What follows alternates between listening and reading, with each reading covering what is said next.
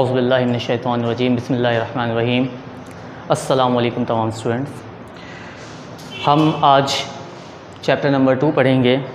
Previous lecture में हमने chapter number 1 के बारे में पढ़ा, जिसमें हमने आपको साइंस और फिज़िक्स से रिलेटेड इन्फॉर्मेशन दी थी। लेकिन आज हम चैप्टर नंबर 2 मेजरमेंट के बारे में पढ़ेंगे। नाउ चैप्टर नंबर 2 जिसका नाम है मेजरमेंट, जिसे हम उर्दू में पैमाइश कहते हैं। मेजरमेंट क्या होता है, इसको मैं पहले एक आपको एग्जांपल देता हूँ ताकि आपको बात ज़्यादा आसानी से समझ में आ जाए। आप कहीं भी जाते हैं कोई सामान लेने के लिए, चाहे वो आटा हो, चीनी हो या आम, फल, सब्ज़ियाँ कुछ भी हो, तो आप उन चीज़ों को लेने के लिए कोई ना कोई यूनिट, कोई ना कोई मेजरमेंट बताते हैं कि जिसके बाद वो बंदा आपको उस मकदार में चीज़ प्रोवाइड करता है। मिसाल के तौर पर अगर आपको चीनी लेना है तो आप चीनी वाले के पास जाकर कहते हैं कि मुझे 5 किलो चीनी दे दो या 2 किलो चीनी दे दो, तो वो आपको उसी हिसाब से चीनी दे रहा होता है। ठीक है। मेरा एक दोस्त है, वो एक दफ़ा मेरे पास आया, उसकी एक शॉप है तराजू था उसके पास। वो एक दफ़ा आया मेरे पास और आकर कहा कि सर खालिद यार, ये दूध वालों ने ना बड़ा लूट मचा रखा है। मैंने कहा भाई ऐसा क्या हो गया, दूध वालों ने लूट मचा रखा है? कहा यार मैं 1 किलो दूध लेकर आया और जब मैंने लाकर तराजू पे रखा तो वो 835 ग्राम था। मुझे बड़ी हंसी आई। मैंने कहा कि भाई असल में ये जो दूध है, ये दूध आपको किलो के हिसाब से नहीं मिलता। ये हमारे आम रूटीन में हम किलो कह देते हैं, लेकिन हकीकत में ये लीटर के हिसाब से मिलता है। आपने देखा होगा एक प्याला नुमा चीज़ होती है जिसके ऊपर एक डंडी सी लगी है, उसको वो उससे मेजर कर करके आपको दूध प्रोवाइड कर रहे होते हैं। ठीक है। तो जो लिक्विड चीज़ें हैं उनके लिए लीटर्स यूनिट हैं, जो सॉलिड चीज़ें हैं उनके लिए किलोग्राम, यानी जिनका मास जो सॉलिड फॉर्म में होता है उनके लिए हम मास के फॉर्म के लिए हम केजी का इस्तेमाल करते हैं। ठीक है। अगर लेंथ है तो उसके लिए मीटर, अगर हमें कपड़ा लेना है तो हम जाकर कहते हैं हमें इतना मीटर कपड़ा दे दें। सो इन शॉर्ट हम कह सकते हैं कि मेजरमेंट वो यूनिट है, वो पैमाइश बेसिकली वो चीज़ है कि जो किसी भी क्वांटिटी को नापने के लिए या मेजर करने के लिए इस्तेमाल की जाती हैं। ठीक है। ओके स्टूडेंट्स, हम फंडामेंटल फिजिकल क्वांटिटीज़ की बात करते हैं। Fundamental physical quantities, the physical quantities can be defined as independently and considered all over the world. वो फिजिकल क्वांटिटीज़ या वो पैमाइश, वो अमाउंट जो कि इंडिपेंडेंटली, इनफरादी तौर पर जिसको मेजर किया जाए और वो पूरी दुनिया में चल रही हो, these are called fundamental physical quantities. अब देखिए फंडामेंटल फिजिकल क्वांटिटीज़ मैंने आपको बताई कि वो क्वांटिटीज़ जो पूरी दुनिया में इस्तेमाल की जाती हैं, जैसे कि लेंथ है, मास है, इसके अलावा हमारे पास टाइम है और सो ऑन, बहुत सारी चीज़ें हैं, करंट है, लुमिनस इंटेंसिटी है। तो इन सारी अमाउंट्स को, सारी क्वांटिटीज़ को हम कहते हैं फंडामेंटल फिजिकल क्वांटिटीज़। और इन फंडामेंटल क्वांटिटीज़ की जो यूनिट इस्तेमाल की जाती है, यानी इसे मेजर करने के लिए जिस यूनिट का इस्तेमाल किया जाता है, वो कहलाता है फंडामेंटल फिजिकल यूनिट्स, या हम इसे कह सकते हैं basic units. Right. Now basic units का मतलब क्या हुआ, जैसे कि लेंथ की बेसिक यूनिट क्या होगी या फंडामेंटल यूनिट क्या होगी, मीटर। हम लेंथ को मीटर में लेंगे। मास की बेसिक यूनिट या फंडामेंटल यूनिट जो होगी वो होगी किलोग्राम, टाइम की सेकंड, इसी तरह से करंट की एम्पेयर एंड सो ऑन। बहुत सारे जो हमारे पास क्वांटिटीज़ होंगी अलग अलग, उन क्वांटिटीज़ की अलग अलग यूनिट्स होंगी। ठीक है। अच्छा, अब आते हैं drive physical quantities. Drive physical quantities क्या होती हैं? The derived physical quantities are those quantities which are obtained by the multiplication or division of fundamental physical quantities। वो physical quantities जिन्हें हम हासिल करें मल्टीप्लाई करके या डिवाइड करके। किससे मल्टीप्लाई या डिवाइड करके हासिल करें? फंडामेंटल फिजिकल क्वांटिटीज़ से मल्टीप्लाई करके हासिल करें। These physical quantities are called derived physical quantities। Is that clear? अब ड्राइव फिजिकल क्वांटिटीज़ मैंने आपको समझा दिया। इसी तरह से ड्राइव फिजिकल क्वांटिटीज़ की भी कोई ना कोई यूनिट होगी, जैसे वेलोसिटी ड्राइव फिजिकल क्वांटिटी है, एक्सेलरेशन ड्राइव फिजिकल क्वांटिटी है। कुछ देर पहले हम दूध का जिक्र कर रहे थे जिसे हम वॉल्यूम में लेते हैं, वो भी ड्राइव फिजिकल क्वांटिटी हैं। अब वो ड्राइव फिजिकल क्वांटिटी वॉल्यूम या मीटर स्क्वायर एरिया जिसे हम कहते हैं, इनकी यूनिट की अगर हम बात करें, मिसाल के तौर पर वेलोसिटी की यूनिट क्या है, तो वेलोसिटी की यूनिट है मीटर पर सेकेंड। एक्सेलरेशन की यूनिट क्या है, तो एक्सेलरेशन की यूनिट है मीटर पर सेकेंड स्क्वायर। इसी तरह से हम एरिया की बात करें, एरिया की यूनिट क्या है, तो एरिया की यूनिट है मीटर स्क्वायर और मीटर क्यूब वॉल्यूम की यूनिट है। अब एक एग्जाम्पल दे देता हूँ, देख लीजिएगा। अब ये हमारे पास एरिया है। एरिया क्या होता है? एरिया बेसिकली लेंथ को ब्रेड्थ से मल्टीप्लाई कर दिया जाता है, लंबाई को चौड़ाई से मल्टीप्लाई कर दिया जाता है। अब लंबाई की जो लेंथ है उसकी, अभी हमने पढ़ा कि ये फिजिकल क्वांटिटीज़ है, बेसिक फिजिकल क्वांटिटीज़। अब बेसिक फिजिकल क्वांटिटी लेंथ की यूनिट क्या है? मीटर। ब्रेथ की यूनिट क्या है? ये भी तो लेंथ है ना, ब्रेथ भी एक तरह की लेंथ है, हाइट भी एक तरह की लेंथ है, वेट भी एक तरह की लेंथ है, तो इसकी यूनिट क्या है? मीटर। अब मीटर को जब मैं मीटर से मल्टीप्लाई करता हूँ तो हम जानते हैं हमारे पास जवाब क्या आएगा? मीटर स्क्वायर जवाब आएगा। ये जो मीटर स्क्वायर हमारे पास जवाब आ रहा है ये बेसिकली ड्राइव हुआ है, किससे ड्राइव हुआ है?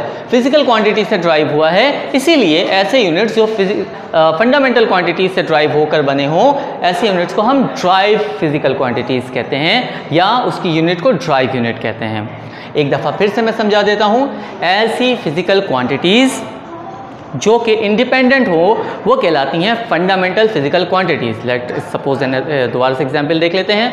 मिसाल के तौर पर मास, लेंथ, टाइम, करंट, ये सारे हमारे पास क्या हैं? Fundamental physical quantities. अब इन फंडामेंटल फिजिकल क्वांटिटीज़ की यूनिट की अगर हम बात करें तो these units are called fundamental physical units. Is that clear? जिसकी एग्जाम्पल है मास का केजी, टाइम का सेकेंड, करंट का एम्पेयर एंड सो ऑन। ठीक है, इसी तरह से अब हम बात करने जा रहे हैं ड्राइव फिजिकल क्वांटिटीज़ की। वो फिजिकल क्वांटिटीज़ जो फंडामेंटल फिजिकल क्वांटिटीज़ से मल्टीप्लाई या डिवाइड होकर हासिल हों। जैसे कि आप देख सकते हैं एरिया हमारे पास कौन सी यूनिट है? एरिया हमारे पास ड्राइव फिजिकल क्वांटिटी है। एरिया कैसे हासिल हुआ है? एरिया दो फंडामेंटल क्वांटिटी को मल्टीप्लाई करके हासिल किया गया है। ठीक, तो एरिया क्या होगा हमारे पास? Drive physical quantity. अब इसकी अगर हम यूनिट की बात करें तो लेंथ की यूनिट मीटर, विड्थ की यूनिट मीटर, मीटर को मीटर से मल्टीप्लाई करेंगे तो मीटर स्क्वायर। मीटर स्क्वायर कौन सी यूनिट है? ड्राइव फिजिकल यूनिट, या आप इसे ड्राइव यूनिट भी कह सकते हैं। ड्राइव यूनिट का मतलब क्या हुआ कि इसे ड्राइव करके हमने हासिल किया है। Is that clear? Any question? Now students, अब हम बात करेंगे सिस्टम ऑफ यूनिट्स की, कि कितने तरह के सिस्टम हैं यूनिट्स के। जैसे कि अभी मैंने आपको कुछ यूनिट्स के बारे में पढ़ाया फिजिकल और ड्राइव, तो ये कितनी तरह की दुनिया में सिस्टम राइज हैं, हम उसकी बात करने जा रहे हैं। सबसे पहला है हमारा CGS सिस्टम। CGS सिस्टम में क्या होता है? CGS सिस्टम के अंदर C for centimetre, G for gram, S for second, यानी कि लेंथ को आप सेंटीमीटर में लेते हैं, ग्राम को मास को आप ग्राम में लेते हैं, और टाइम को आप सेकंड में लेते हैं। ठीक है, तो ये है एक सिस्टम हमारा CGS सिस्टम। दूसरा है हमारे पास MKS सिस्टम। MKS सिस्टम में M इस्तेमाल होता है मीटर के लिए, K for kg and S for second. अब मीटर लेंथ की यूनिट है, kg मास की यूनिट है, और सेकंड किसकी यूनिट है? टाइम की। शाबाश। नाउ अब हम बात करते हैं FPS system. F for foot, P for pond and S for second. आपने केक वगैरह तो लिया होगा और आप जानते हैं कि केक्स वगैरह हम पॉन्ड्स में वेट करवाते हैं। तो फुट के लिए फुट जो है वो लेंथ की यूनिट है फुट, और वे यहाँ पर मास की यूनिट है पॉन्ड, और टाइम की यूनिट क्या है? सेकेंड। शाबाश।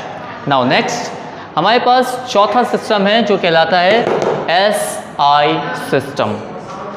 What is SI unit system? S for system, I for international, जो कहलाता है, जिसका एब्रिविएशन सिस्टम इंटरनेशनल, लेकिन इसको सिस्टम इंटरनेशनल नहीं, इंटरनेशनल सिस्टम पढ़ते हैं। इसकी क्यों ज़रूरत पड़ी? पूरी दुनिया में इस वक्त इंटरनेशनल सिस्टम या SI यूनिट राइज है, राइट। अब मिसाल के तौर पर आपको मालूम है करेंसी के बहुत सारे मामलात होते हैं। जैसे मैं पाकिस्तान के अंदर रुपया का इस्तेमाल कर रहा हूँ, बांग्लादेश में जाता हूँ वहाँ टका का इस्तेमाल होता है, अमेरिका जाता हूँ वहाँ डॉलर का इस्तेमाल होता है, चाइना में येन, और सऊदीया में रियाल या दरहम, जो भी इस्तेमाल होते हैं, वहाँ की यूनिट, वहाँ की करेंसी। और जब आप एक जगह से दूसरी जगह जाते हैं तो आपको अपनी करेंसी चेंज करने में प्रॉब्लम होती है। मिसाल के तौर पर अगर आप अमेरिका से 1000 डॉलर कमा कर यहाँ पर आते हैं तो यहाँ उसकी वैल्यू बहुत ज़्यादा बढ़ जाती है, लेकिन अगर आप यहाँ से 1000 डॉलर लेकर 1000 रुपये लेकर जाते हैं वहाँ पर, तो वहाँ पर आपकी करेंसी कम हो जाती है, यानी कि डिजिट्स उसके कम हो जाते हैं। तो ये बहुत ज़्यादा मसला होता है इंटर कन्वर्जन के मामले में। तो साइंसदानों ने देखा कि इस वजह से साइंस की फील्ड में बहुत ज़्यादा मसाइल पैदा हो रहे हैं। अब अमेरिका ने कुछ इन्वेंशन किया और रशिया को अगर वो भेजते हैं तो रशिया अपने सिस्टम के मुताबिक पहले उसको डिकोड करेगा, फिर वो उसके ऊपर फर्दर स्टडी करेगा। तो साइंस की स्टडी क्या होती जा रही है? ऐसा ऐसा स्लो होती जा रही है। लिहाजा पूरी दुनिया में एक सिस्टम लॉन्च किया गया, वो सिस्टम क्या कहलाता है? System international. सही। अब इस सिस्टम इंटरनेशनल के 7 फंडामेंटल यूनिट्स बना दिए गए हैं। हमारे पास 7 फंडामेंटल यूनिट्स कौन कौन से हैं? सबसे पहला है हमारे पास लेंथ, जिसकी एसआई यूनिट क्या होगी? मीटर, और उसका सिंबल होगा m। दूसरा यूनिट क्या है? दूसरी क्वांटिटी क्या है हमारे पास? मास, उसकी एसआई यूनिट क्या होगी? किलोग्राम, और उसकी जो सिंबल है वो है kg। फिजिकल क्वांटिटी टेम्परेचर, उसकी एसआई यूनिट केल्विन, और उसका सिंबल क्या है? k। फिर है हमारे पास टाइम, सेकंड, सिंबल है s। करंट, उसकी एसआई यूनिट है एम्पियर, और उसका सिंबल है a। इसी तरह से छठा है हमारे पास लुमिनस इंटेंसिटी, जिसकी एसआई यूनिट है कैंडेला, और जिसका सिंबल है Ca। और आखिरी है 7वां अमाउंट ऑफ सब्सटेंस, जिसकी एसआई यूनिट है मोल, और इसका सिंबल क्या होता है? n। राइट, इसको मोल से भी लिखते हैं, ये भी सही होता है, ठीक है। अच्छा, जो आप लोगों ने केमिस्ट्री में पढ़ा। अच्छा, अब यहाँ पे बात कर लेते हैं कि ये जो 7 सिस्टम है हमारे पास, ये 7 सिस्टम पूरी दुनिया में राइज हैं, और इसको एसआई यूनिट सिस्टम कहते हैं। और यही 7 सिस्टम से पूरी दुनिया में इस वक्त ड्राई फिजिकल क्वांटिटीज़ बनाई जाती हैं और ड्राई फिजिकल यूनिट्स बनाए जाते हैं। नाउ स्टूडेंट्स, अब हम बात करेंगे साइंटिफिक नोटेशंस की। साइंटिफिक नोटेशंस क्या होते हैं? साइंटिफिक नोटेशंस बेसिकली किसी भी बड़े वैल्यू को छोटा या छोटे वैल्यू को बड़ा करने का तरीक़ा होता है।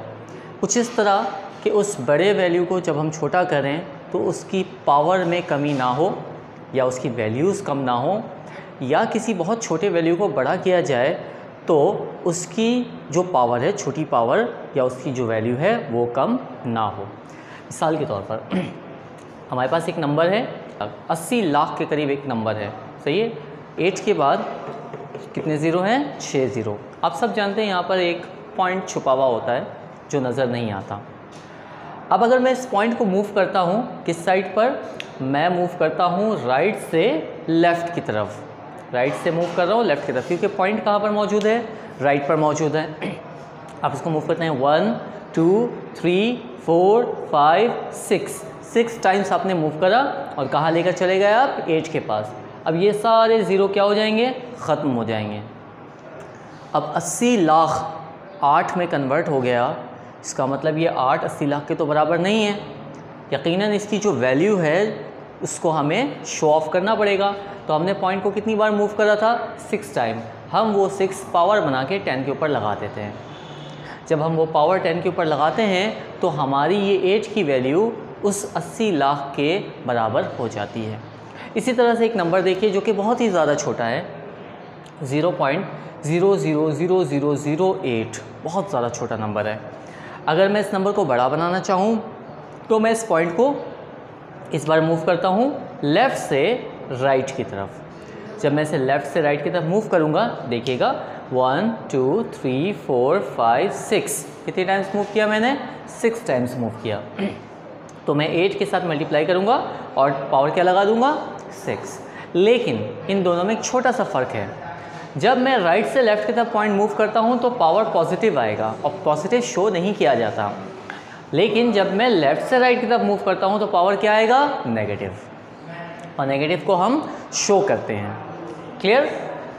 सो एक दफ़ा इसको दोबारा से रिपीट कर लेते हैं कि जब भी कोई बड़ा नंबर हो या पॉइंट राइट साइड पे हो, अगर आपने उसको लेफ़्ट साइड पे मूव करा तो 10 के ऊपर जितनी बार मूव करा उतना नंबर लिख देंगे, और राइट से लेफ़्ट की तरफ मूव करते हुए प्लस का साइन जो कि शो नहीं किया जाता। जबकि कोई नंबर जो कि बहुत ज़्यादा छोटा हो या फिर पॉइंट आपका लेफ़्ट पर हो और आप उसको मूव करते हैं राइट की तरफ, और जितनी बार मूव करा उतना नंबर लिखेंगे, और राइट की तरफ चूँकि मूव कर रहा है तो आप कौन सा साइन लगा देंगे? नेगेटिव का। ये काम रिवर्स भी कर सकते हैं आप। अब मिसाल के तौर पर ये नंबर यहाँ पर है, आप चाहे इसको रिवर्स करना, आप रिवर्स भी कर सकते हैं। पॉइंट यहाँ पर है, राइट। अब आप जानते हैं आप अगर इसको मूव करेंगे कितने टाइम्स? 6 टाइम्स, तो ये नंबर कुछ इस तरह से बन जाएगा। अब आप इस एक्सपोनेंशियल वैल्यू को वापस लाना चाहते हैं तो उसका तरीका क्या है वो देख लीजिए। मिसाल के तौर पर 8 × 10 की पावर 6, आप चाहते हैं कि इसकी एग्जैक्ट वैल्यू कितनी है वो आप फाइंड करें। तो आप जानते हैं यहाँ पर एक पॉइंट छुपा हुआ है, ठीक है। अब आपने क्या करा? इस पॉइंट को मूव करना शुरू किया। कितने टाइम्स मूव करेंगे आप? अब मूव करेंगे जितना पावर है, 6 पावर है तो आपने इसको 6 टाइम मूव किया। 1 2 3 4 5 6 पॉइंट कहाँ गया? राइट साइड पे। अभी हमने थोड़ी देर पहले एक लॉ पढ़ा कि जब कभी पॉइंट लेफ़्ट से राइट की तरफ जाता है तो पावर क्या लगती है? 6 माइनस। ठीक है, तो अब देखिए लेफ़्ट से राइट की तरफ गया तो 10 की पावर माइनस का 6, ये वाली वैल्यू जो है ये यहाँ से आई है, ये चीज़ यहाँ वापस आ गई। ठीक है, जबकि ये 10 की पावर माइनस 6 हमने पॉइंट मूव करके हासिल करा। अब 10 की पावर माइनस 6 और 10 की पावर 6 दोनों को हमने बेसिस कॉमन करके पावर्स को ऐड कर लिया, तो 6 माइनस 6 10 की पावर 0, 6 में से 6 निकालेंगे पावर क्या हो जाएगा? 0। किसी भी नंबर पर पावर अगर 0 हो तो वो किसके बराबर होता है? 1 के, लिहाजा इसकी जगह क्या आ गया? 1 आ गया। और किसी भी नंबर को आप अगर 1 से मल्टीप्लाई करते हैं तो वो नंबर वापस आ जाता है। तो आप देख सकते हैं हमारा जो पहले 80 लाख का जो नंबर था, जो वैल्यू थी, वो वैल्यू हमारे पास वापस आ गई। अब हम देखते हैं इस नंबर को अगर मैं वापस लाना चाहूँ कि अभी तो मैंने इसको एक्सपेरिमेंट में कन्वर्ट करके दिखाया ना, अब मैं चाहूँ कि ये एग्जैक्टली कितना है ये मैं पता करूँ, तो ये मैं कैसे करूँगा अब इसे भी देख लेते हैं। नाउ अब जैसे कि मैंने आपसे कहा था कि इस नंबर को मैंने यहाँ लिखा, ठीक है, यहाँ पर पॉइंट छुपा हुआ है, इस पॉइंट को मैंने मूव किस तरफ करना है? राइट से लेफ़्ट की तरफ। देखिए पॉइंट को मूव कर रहा हूँ, 1 2 कितने टाइम्स मूव करूँगा? 6 टाइम। 1 2 3 4 5 6 टाइम्स मूव करा। अब चूँकि राइट से लेफ़्ट की तरफ जा रहा है तो अभी हमने रूल पढ़ा, राइट से लेफ़्ट की तरफ जाएगा तो पावर क्या आएगा? पॉजिटिव। पावर पॉजिटिव आ गया। अब बेसिस कॉमन करा, पावर्स को ऐड करा, -6 प्लस 6, जवाब क्या आया? 0। किसी भी नंबर के ऊपर पावर 0 हो तो किसके बराबर होता है? 1 के, और 1 किसी भी नंबर से मल्टीप्लाई हो तो वो नंबर वापस आ जाता है। तो आपने देखा कि इस एक्सपेरिमेंट को मैंने वापस कन्वर्ट कर दिया। Is that clear? Now students, अब हम बात करते हैं पॉजिटिव पावर ऑफ 10 और नेगेटिव पावर ऑफ 10 की। What is positive power of 10 and negative power of 10? This is very simple. अब जैसे अभी किसी भी नंबर के ऊपर पावर अगर 0 हो तो किसके बराबर होता है? 1 के। लेकिन अगर किसी भी नंबर के ऊपर पावर 1 हो तो वो नंबर वैसे ही रहता है। मिसाल के ऊपर 10 की पावर 1 है तो वो 10 ही रहेगा। लेकिन अगर 10 की पावर 2 है तो आप सिंपली, मैं आपको एक ट्रिक बता देता हूँ कि जब कभी 10 के ऊपर कोई भी पावर हो आप उतने 0 लगा दें। देखिए 10 के ऊपर पावर 2 है, 2 0 लगा दिया, 10 के ऊपर पावर 3 है, 3 0 लगा दिया, 10 के ऊपर पावर 4 है, 4 0 लगा दिया, 5 हो तो 5 0, 6 हो तो 6 0, सिंपल हो गया। ठीक है, this is called positive power of 10। And what is negative power of 10? Negative power of 10 का मतलब क्या होता है, इस चीज़ को ज़रा सा लॉजिकली समझिएगा। यही सारे पावर्स मैंने नेगेटिव में दिखाया है। ठीक, आपने मैथ्स में पढ़ा या पढ़ेंगे कि जब कभी पावर नेगेटिव हो तो बेसिकली असल में वो किस फॉर्म में होता है? अपॉन की फॉर्म में।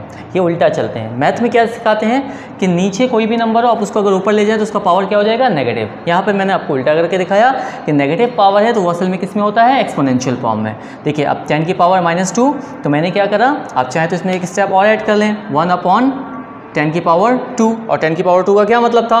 100। Is that clear? नाउ इस तरह 10 की पावर -3, आप यहाँ पर भी ये काम कर सकते हैं, 10 की पावर 3, क्योंकि ऊपर पावर माइनस है, नीचे गया तो साइन चेंज हो जाएगा। और 10 की पावर 3 किसके बराबर था?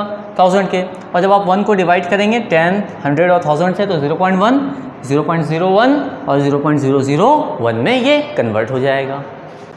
अब हम प्रीफिक्स के बारे में पढ़ने जा रहे हैं। ठीक है, नाउ प्रीफिक्स आप जानते हैं किसी भी नंबर के साथ, जैसे मैंने भी आपको साइंटिफिक नोटेशंस में पावर्स समझाया था, तो उन पावर्स के नाम क्या होते हैं? हमारे पास पॉजिटिव भी होते हैं और नेगेटिव भी पावर होते हैं, दोनों मैंने आपको बता दिया। पहले हम नेगेटिव पावर की बात करेंगे। जैसे कि मैंने आपसे कहा कि मीटर को अगर मैं डेसी में कन्वर्ट करना चाहूँ, यानी 10 की पावर -1 में, तो डेसी का सिंबल डी होता है, उसकी वैल्यू कितनी होती है? 10 की पावर -1। और 10 की पावर -1 का क्या मतलब है? 10 की पावर -1 का मतलब ये है कि ये अपॉन में है, राइट। सेंटीमीटर आपने सुना होगा, सेंटीमीटर का मतलब ये हुआ 10 की पावर -2 यानी 100 अपॉन में है। इसी तरह से मिली का मतलब क्या होता है? 10 की पावर -3, दैट्स मीन 1000 अपॉन में है, और मिली का सिंबल क्या होता है? M, right.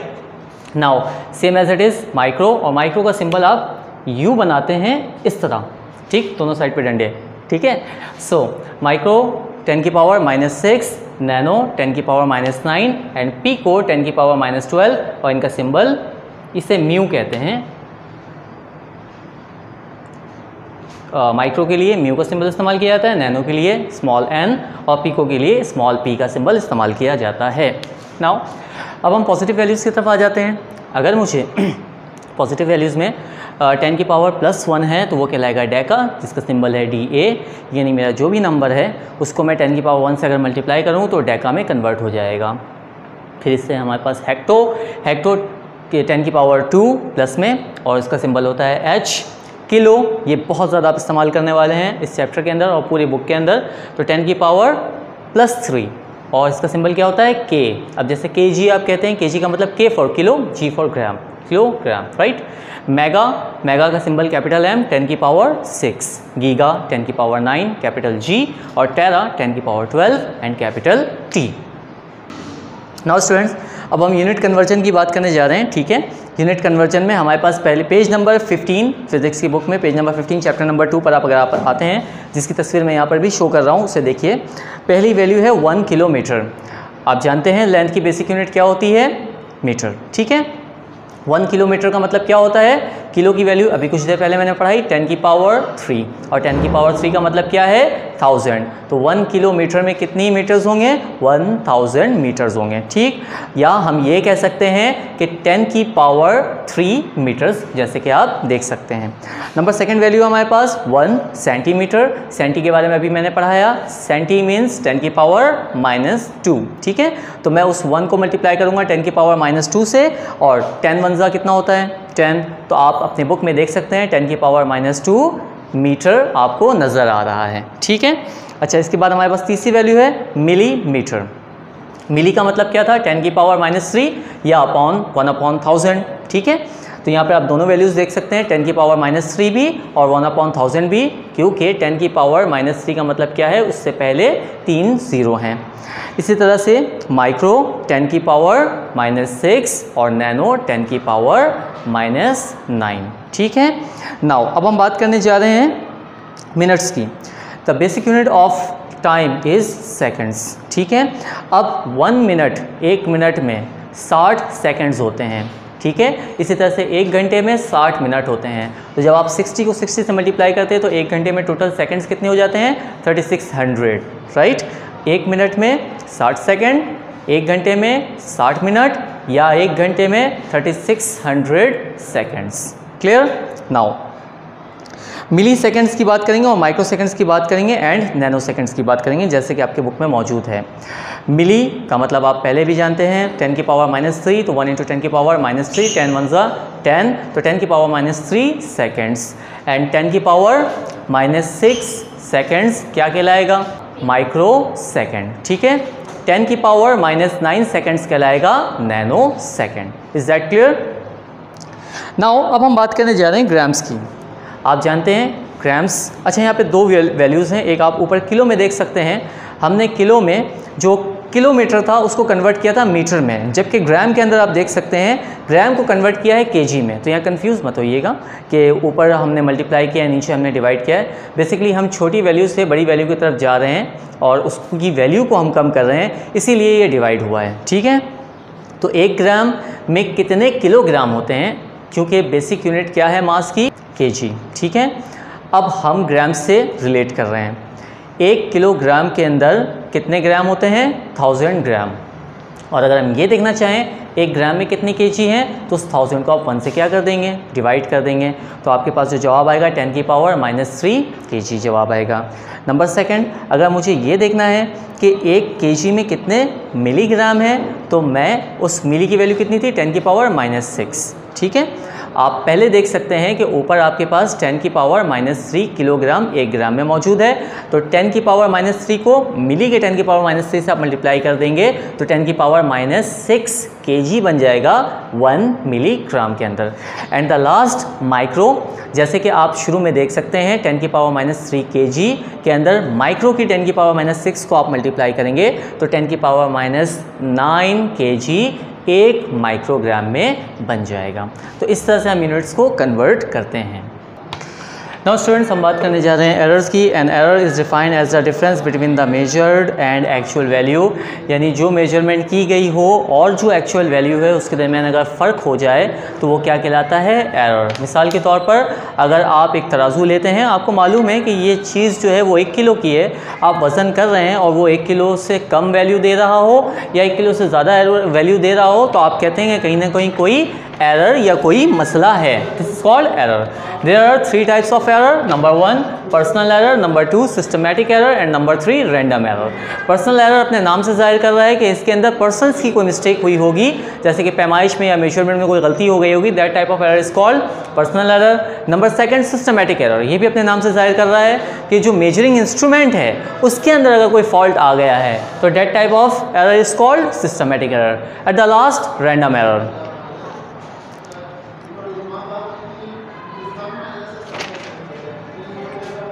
रैंडम एरर में एक्सीडेंटल गलती हो जाए, कोई हादसाती गलती हो जाए, ऐसे टाइप के एरर्स को हम क्या कहते हैं, रैंडम एरर। नाउ अब हम बात करने जा रहे हैं ज़ीरो एरर की। What is zero error? जब आप एक वर्नियर कैलिपर, हम इंशाल्लाह आपको लैब में उसको बहुत डिटेल में पढ़ाएंगे भी, दिखाएंगे भी, समझाएंगे भी और हैंडल भी करवाएंगे। तो वर्नियर कैलिपर में जॉस होते हैं, एक मेन स्केल रीडिंग के अंदर और एक वर्नियर स्केल रीडिंग के अंदर। तो इन दोनों जॉस को हमें आपस में क्या करना होता है, मिलाना होता है। अगर ये मिल रहा है तो उसके अंदर कोई एरर नहीं है, और अगर वो राइट या लेफ़्ट साइड पर कहीं पर भी कोइंसाइड नहीं कर रहा, राइट के साइड पर या लेफ्ट के साइड पर है, तो उसके अंदर ज़ीरो एरर होता है। ठीक है, तो ये कहलाता है ज़ीरो एरर। किसी भी मेजरिंग इंस्ट्रूमेंट के अंदर अगर आपका मेन स्केल वर्नियर स्केल या आपका सर्कुलर स्केल से मैच नहीं कर रहा तो that type of error is called zero error. There are 2 types of zero error, number 1 positive zero error, number 2 negative zero error. Positive zero error, अगर आपका vernier scale main scale के right side पर है तो that type of error is called positive zero error. Right सीधा positive and left उल्टा negative, simple. Left side पर है तो नेगेटिव ज़ीरो एरर।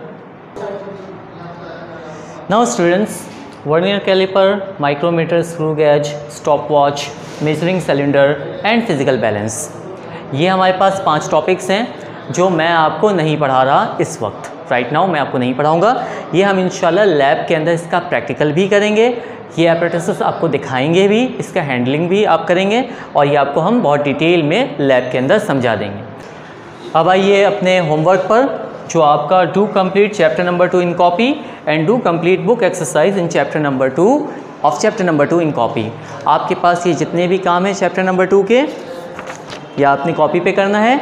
इसके बाद आप यहाँ देख सकते हैं हमने यहाँ पर आंसर्स लिख दिए हैं, लेकिन बुक के अंदर एक्सरसाइजेस मौजूद हैं, उन एक्सरसाइजेस को कॉपी में उतारेंगे आप और फिर आप ये आंसर्स वहाँ पे लिखकर ये पूरा काम रिटन फॉर्म में आप कंप्लीट करेंगे।